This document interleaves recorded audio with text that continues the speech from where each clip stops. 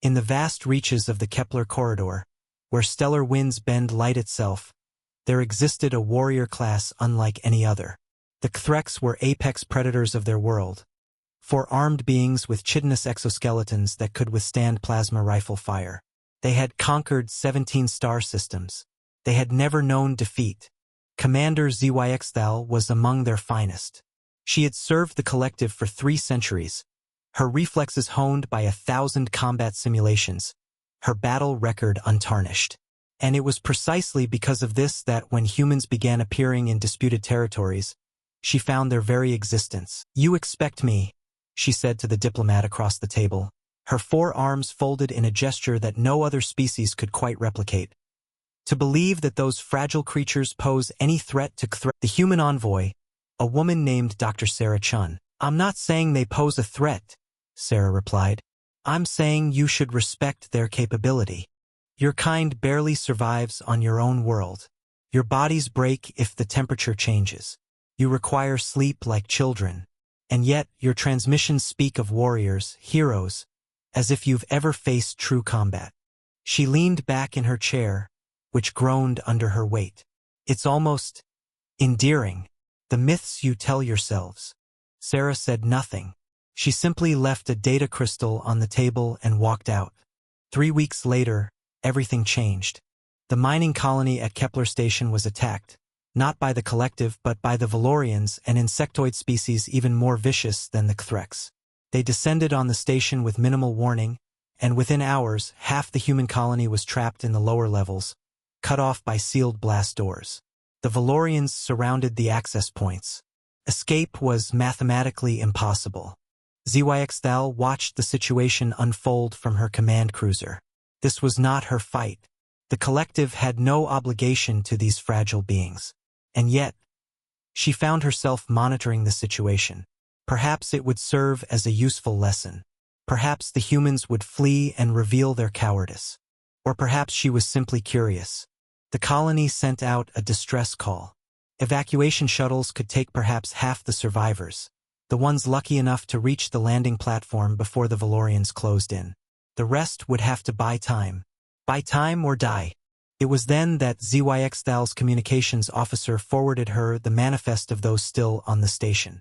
One name appeared highlighted. "Just one?" Xylothian asked, her voice dripping with skepticism. "One human soldier is supposed to create a tactical advantage? The record is extensive," her officer replied nervously. "He has survived 3 major engagements, including a situation where he was outnumbered 15-1 against the Shandar pirates." Xylothian's secondary eyes narrowed. "Interesting, but probably exaggeration." It had to be. Captain James Mitchell was 43 years old. He had gray in his beard and scars on his chest that told stories his medals couldn't. He was not the fastest. He was not the strongest. He was not the most heavily armed. But he understood something that many species took millennia to learn. That sometimes victory was not about being the best.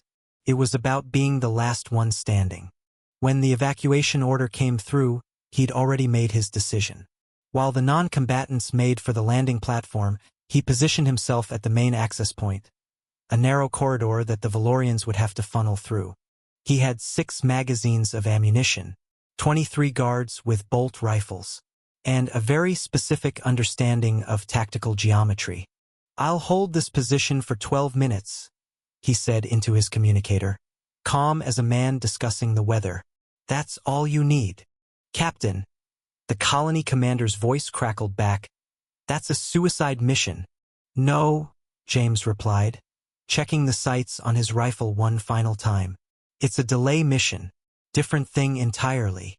The first Valerian came through the door at full sprint, its exoskeleton glistening with viscous fluid, its mandibles spread wide. James didn't hesitate. He fired 3 times, controlled, precise. The creature fell. The ones behind it didn't pause. They never did. What happened next was something that Xylothian, watching the station's security feed from her command center, would struggle to fully comprehend for the rest of her extended life. James Mitchell did not fight like a Xylothian. He did not meet overwhelming force with overwhelming force. Instead, He seemed to understand the Valorians better than they understood themselves. He moved through the chaos with an economy of motion that spoke of training, yes, but also something else. Something that had no name in any xenological database. But it was more than tactics. It was something in him that refused to break. Every time he was wounded, a Valorian's claws raked across his side, drawing blood. He didn't scream. He didn't falter. He simply pivoted and put 3 rounds into the creature's thorax before moving to the next. Her communications officer had no answer. 12 minutes. James had said 12 minutes, and in one of the most absurd displays of self-awareness, he actually delivered. At the 11-minute mark, he grabbed a canister of coolant from the wall, triggered the emergency decompression system in the corridor, and used the chaotic mist of expanding gas to move. The Valorians, adapted to high humidity and pressure, were disoriented. He was already gone. The evacuation shuttles lifted off with 287 civilians aboard. Of those, 286 had been alive only because one human had done the mathematically impossible. James Mitchell was brought to the medical bay on Xylothian's command ship. 3rd-degree burns on his left arm, multiple lacerations, possible internal bleeding. And yet, when she visited him, which she would never adequately explain even to herself, his first concern was whether the colonists had made it out. Xylothian stood at the foot of his medical platform, and for the first time in 300 years, she did not have an immediate response. "You were not as I expected," she finally said. James turned his head slightly, a weak smile crossing his battered face.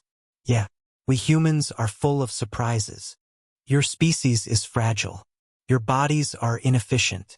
By all logical measures, you should not exist. And yet," James said, "here I am." Xylothian was quiet for a long moment. When she spoke again, her voice carried something that sounded remarkably like respect. "In your transmissions, your stories speak of warriors who cannot be broken. I believe them to be mythology." James's smile widened slightly. "Maybe the myths are true because they have to be, because we're fragile, because we do break. But we learned a long time ago that breaking doesn't mean you stop fighting. It just means you get creative about how." As Xylothian left the medical bay, she found herself thinking about the data crystals she'd dismissed, the stories she'd mocked, and she realized something that no amount of tactical analysis could have taught her. Humanity's strength was not in their bodies. It was not in their weapons or their technology. It was in something far older and far more powerful, the refusal to accept that some battles were unwinnable. The willingness to stand in impossible odds and say, "Not today." And for the first time, the galaxy understood what it truly meant to be human. Not to be the strongest, but to be the ones who refused to surrender, even when every variable in the equation screamed that they should. If this story of human courage moved you, if it reminded you why our species' legend echoes across the stars, then please, subscribe for more human stories. Because the galaxy is vast, and it is hungry for tales of what we can become when we refuse to accept defeat. We are human, and we are far from finished.